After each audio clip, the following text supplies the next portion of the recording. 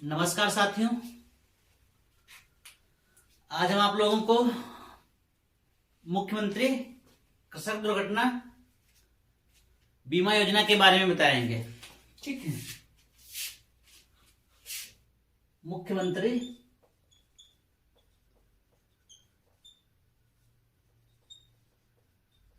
कृषक दुर्घटना कल्याण बीमा योजना।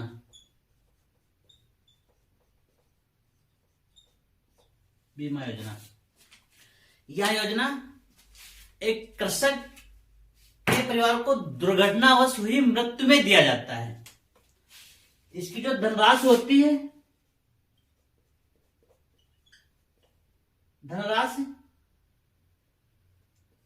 इसकी जो धनराशि होती है वह होती है 5 लाख रुपए। मतलब इसमें जो धनराशि दी जाती है वो 5 लाख रुपए दी जाती है। धनराशि होती है इकाई, दहाई, सैकड़ा, हजार, 10,000, लाख। ठीक है, 5 लाख की जो धनराशि होती है 5 लाख रुपए होती है।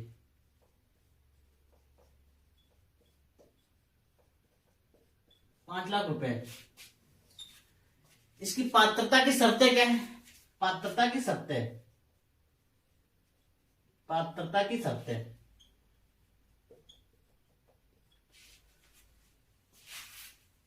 दुर्घटनावश हुई मृत्यु में या स्थायी विकलांगता में हित दिया जाता है।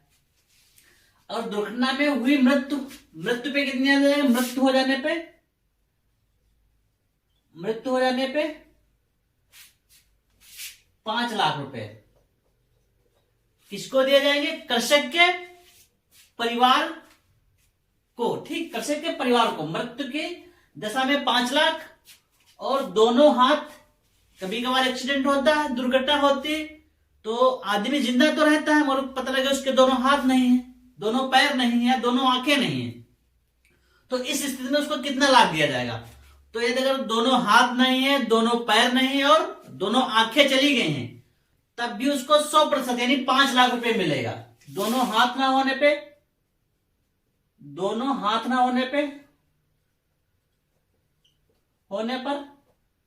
दोनों पैर ना होने पर और दोनों आंख ना होने पर।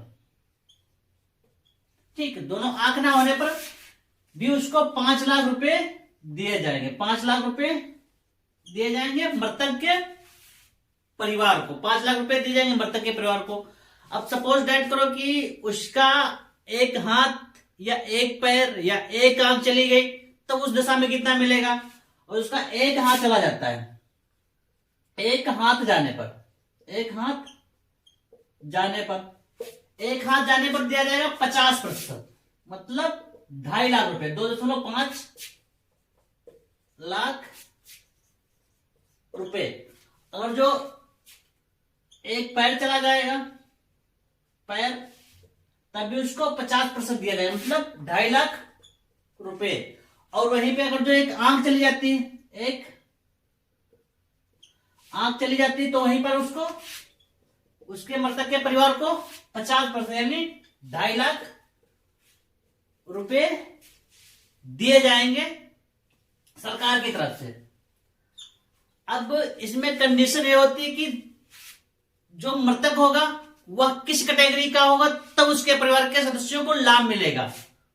मृतक होने पर उसके परिवार के सदस्यों को लाभ मिलेगा, स्थायी विकलांगता आने पर उसको स्वयं को लाभ मिलेगा, क्योंकि व्यक्ति अगर जीवित है, उसके हाथ 2 नहीं है, 2 पैर नहीं, 2 आंखें नहीं, तो उसको लाभ उसी को दिया जाएगा। ठीक है। और जो उसकी डेथ हो जाती है, मृत्यु हो जाती है, तो उसके परिवार के जो, अगर वो पुरुष मृतक है तो उसकी वाइफ, पत्नी है तो पत्नी को दिया जाएगा। सपोज दैट पत्नी नहीं है तो जो उसके बच्चे हैं, बच्चों को दिया जाएगा। और या तो वो भी नहीं तो माता पिता को दिया जाएगा। फिर उसी क्रम में जो भी नजदीकी वारिसान होंगे उन वारसानों को दिया जाएगा। अब व्यक्ति किस कैटेगरी का हो, जो मृतक हो, तब जाके उसके परिवार को दिए जाएंगे पैसे। तो व्यक्ति मतलब या तो वह कृषक होना चाहिए, इसकी ये मतलब सबसे ज्यादा टिपिकल पॉइंट होता है, यही होता है कि उस किस कैटेगरी के मृतक व्यक्ति या विकलांग व्यक्ति को लाभ दिया जाए। ठीक है, ठीक है। जैसे अब ये तो खुद कृषक है, कृषक होने का मतलब है कि दुर्घटनाग्रस्त व्यक्ति का खतौनी में नाम अंकित होना चाहिए। खतौनी आप लोग को समझते हो गए, खतौनी में नाम अंकित होना चाहिए। खतौनी में नाम अंकित होना चाहिए। खतौनी में नाम अंकित होना चाहिए। अंकित होना चाहिए।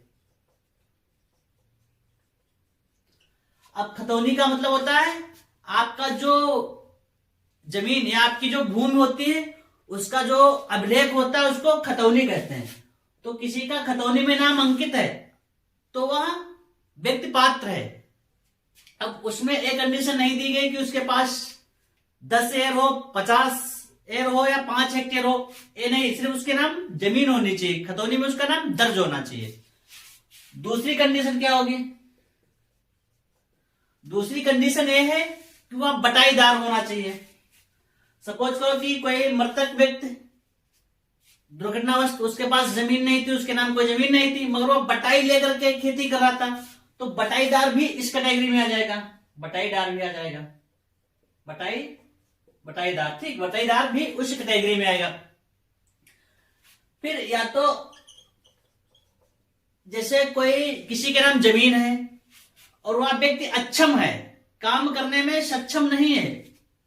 सपोज करो कि पैरालिसिस हो गया या कुछ ऐसी स्थितियां आ जाती है कि मनुष्य करने में काम अक्षम हो जाता है, तो उस स्थिति में जो उसके घर का अन्य जो कमाऊ व्यक्ति होता है उसके साथ में अगर दुर्घटना घटित हो गई तो वह भी पात्रता की श्रेणी में आएगा। कृषक के परिवार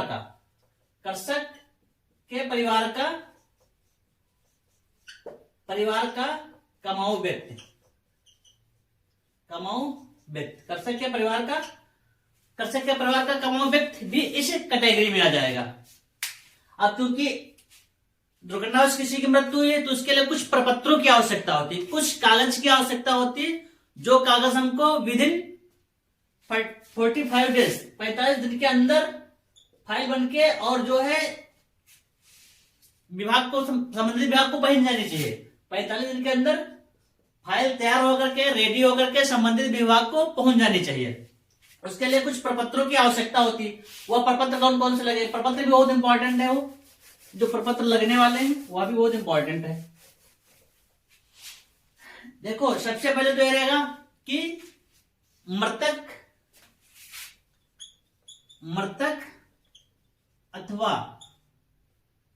अथवा विकलांग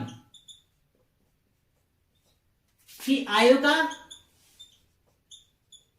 का प्रमाण,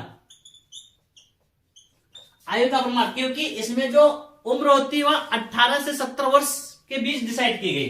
18 से 70 वर्ष, जो व्यक्ति 18 से 70 वर्ष के मध्य वही इस योजना के अंतर्गत आच्छादित माना जाएगा।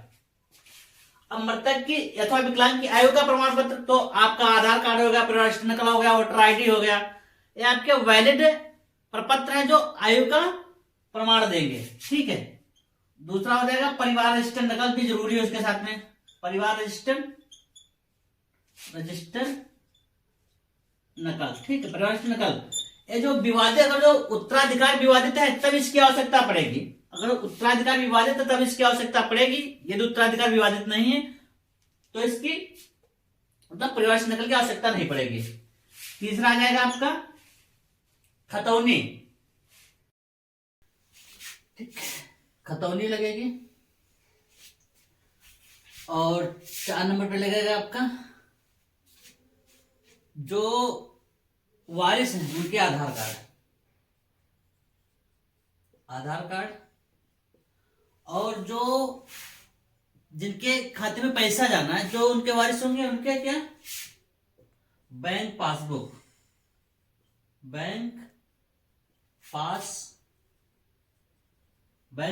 की छाया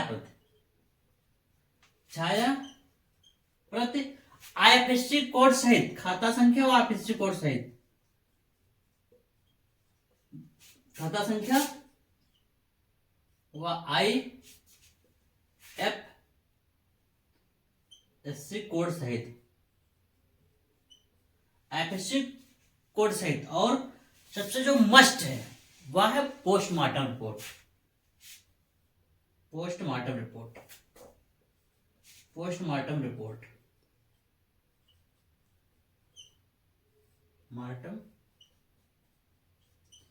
पोस्टमार्टम रिपोर्ट बिना पोस्टमार्टम के दावा दे नहीं होता है, तो इसलिए पोस्टमार्टम तो सबसे मस्ट है, और दावा लेना है तो फिर पोस्टमार्टम कराना अनिवार्य है। और 7 नंबर पे है FIR या GD की छाया प्रति, FIR या GD की छाया प्रति, जब पोस्टमार्टम कराना तो उससे पहले FIR GD कराना पड़ता है, तो उसकी छाया प्रति लगेगी। ठीक है साथियों, तो इतने कागज आप इकट्ठा करके जो है आप चाहो तो जिलाधिकारी महोदय, उप जिलाधिकारी महोदय या अपने संबंधित लेखपाल को दे करके और अपना आवेदन कर सकते हैं, और पात्रता की स्थिति में आपको दावा दे होगा। ठीक है साथियों, तो आज की क्लास में इतना ही, नेक्स्ट क्लास में मिलेंगे, तब तक के लिए जय हिंद, जय भारत।